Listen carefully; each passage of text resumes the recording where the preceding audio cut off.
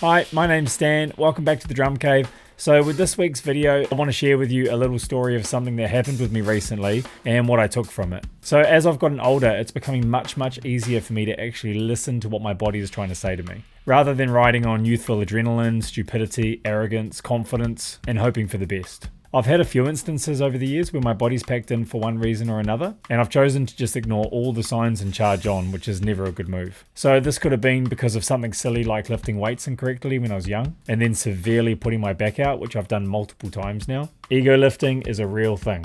I had just auditioned for an up-and-coming Australian artist named Ecca Vandal, and on my way home from the audition, which I got by the way, I came off my bike and completely shattered my collarbone. This was a bad one. I remember a bunch of people running over to me, I was on the ground, it was in peak traffic, and then someone said to me, "Hey man, your left shoulder doesn't look right." I looked down to my left shoulder and I could see that it was sunken in about an inch. I was then rushed to the emergency room basically because behind the clavicle is a main artery and all the bone fragments were floating around, which could have punctured it. Just 24 hours later, and due to the amazing Australian health system, I had a titanium plate installed with 12 screws going across, holding my collarbone together. Now, the funny thing was that even after going through something as traumatic as this, only 6 weeks later, I was well over the recovery process, and so I thought it'd be a really good idea to try and do my personal best deadlift. So at the time, that was 162.5 kilos, and I actually got it, but when I put the weight down, I felt a very weird sensation around my collarbone area. So, long story short is that while I was deadlifting, I actually bent this end of the titanium plate and partially pulled out 2 of the screws. So there I was, back in the doctor's office, sitting in front of a computer screen with the doctor, with a gobsmacked look on his face, explaining to him why he could see a bend in the titanium plate and 2 of the screws partially out. Looking back on it, it is absolutely beyond me why I thought then would be a great time to try and do a PB. So this left me 2 options. The first option was a bone graft. This is basically where they take the bone from your hip and then they put it up into your clavicle and they rebuild the whole thing. Bone grafts from the hip are not great, basically because they can lead to future hip problems, and being a drummer, that wasn't really an option for me. So option 2 was to just leave it. Now there was always going to be a superficial element to deal with, and what I mean by that is that if you look closely, you can actually see the top of the titanium plate pushing through. Like I said, what an idiot. But as a side note, once I recovered, I actually did end up playing for Ecca, and we had a lot of fun. So the best way to describe her is that she was punk, but she had a strong aesthetic of electronic music too. So her husband Rich, who produces her, found my Mars Volta and my Meshuggah medley online, and they found my details and contacted me about the gig. And basically what happened with her is that they produced a bunch of music and released one video, and from that video she got signed. So the opportunities were coming in thick and fast, so they needed to assemble a team and they wanted me to drive the ship. It was a real fun gig. They just wanted me to be me. We toured Australia a bunch of times, we went to Canada, we went to the US. It was a blast. We even opened for Prodigy when they toured Australia.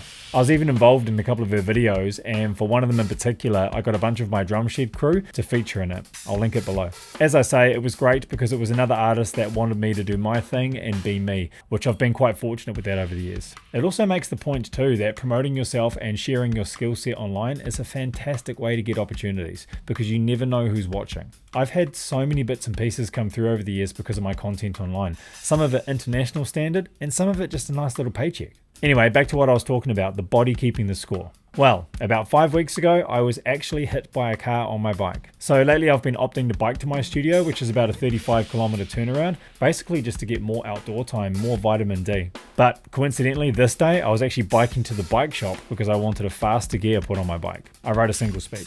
And I'll add too, I just think this is a nice talking point, that when it comes to biking to the studio every day, I do not consider that my daily exercise. For me, that's just baseline, that's just my mode of transport. And I only point that out as I think it's a great way to think about your health and fitness. Sometimes we do things just for baseline, and then other things we do are actual exercise. So I was biking to the bike shop and I entered quite a busy area, and then bam! I was taken out by an elderly woman who just simply didn't see me. I went over the bonnet, the bike went under the car, and as it was happening in real time, I was thinking, shit, I'm getting hit by a car.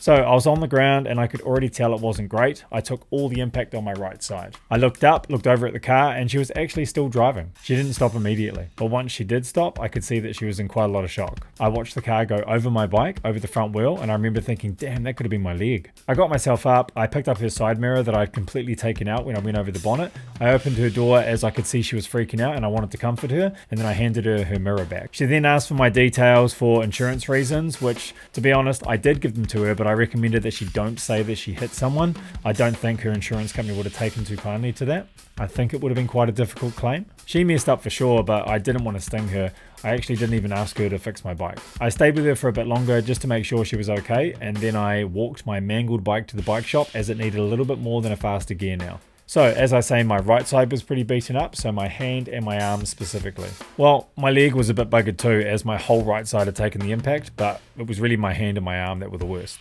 So what would be my ring finger on my right hand is actually still swollen now, where the knuckle is. So this put me in a bit of a tough position because in just 2 weeks' time I was heading down to Wellington to play at the Wellington Jazz Festival. I was invited to do another drum duo gig with Darren Mathiasen on the second drum kit and Nick Granville on guitar leading the band. And then just a week after that, I had a headline show for Black Comet in Napier. And then 2 weeks after that, the album release show for Black Comet. Now, the other problem was that I was still kind of recovering from a forearm issue before my first drum clinic back in April. It was a slight sprain that never really had a chance to recover because basically I started the first of 5 clinics around the country and then went into a 10-date winter tour with Black Comet. So we're talking 3-hour masterclasses and 90-minute Black Comet sets. So it was roughly 2 to 3 months of intense drumming. It never really stopped. So with these gigs, what to do?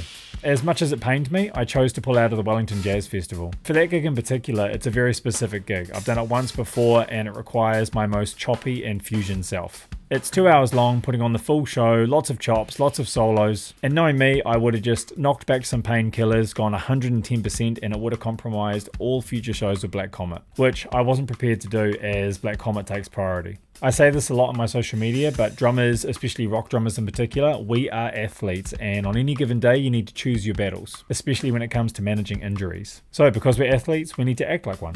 Look, I do this for a living, so everything for me is a commitment to health and well-being every single day. This means that I can show up and be my best physically and mentally each and every time. But when things happen outside of my control, I need to step back, assess the situation, and figure out what I can do. Young me didn't think like this, but young me also paid dearly at times. Young me was an idiot. And now, as a 40-year-old, I don't just focus on exercise anymore, I focus on maintenance as well, so body maintenance. And what works for me specifically for maintenance, after trying a bunch of different things out, is I do a 12-minute stretch routine that I found, 100 push-ups, and 100 bodyweight squats. Now, I don't do all those at once. They can be 5 times 20, 10 times 10, 20 times 5, whatever it takes for you to hit those numbers. And the beauty about all of those is that you can do them anywhere, you don't need any gear, and it's all just body weight. So much like my ride to the studio, these aren't factored into my daily exercise also, this is just the maintenance stuff. Getting old is a bitch. I'll be honest though, I'm much better for it. I've taken an interest in my health for nearly 16 to 17 years, and I can tell you honestly, I feel better, stronger, fitter, faster, and healthier now than I've ever felt at 40 years old. And that's just come with time. Now, I'll say too, if you are interested in this health stuff and you want me to dive a little bit more into what I do specifically and talk about beginner through to advanced, what you can do, just let me know below. So I did end up doing the first Black Comet show, the headline show, and it was still tough, but I got through it. I had taken 14 days off the kit at that point, and it was a little bit rough around the edges when I got back on. Then I rested a little bit more, and a week later I did the Black Comet album release show. And that was huge. I've actually posted one live clip from that show, which you can see in my videos. Now look, I still feel both injuries a little bit depending on what I'm doing, but they're much better because I'm managing them much better. So what's the big lesson here? Well, there's a couple of them. Firstly, don't be an idiot like me. When you hurt yourself, listen to your body. You only get one, and as drummers, we need all of it at all times. So look after it. And then number 2, don't be afraid to promote yourself online. Don't be afraid to share your skill set with the world because honestly, you never know who's watching. Thanks for watching. If you like these videos and you like what I'm doing here, check out masterminddrummer.com. I've just dropped the pre-release of my new course, The Key to Dynamics and Mechanics Mastery, which you can see at masterminddrummer.com.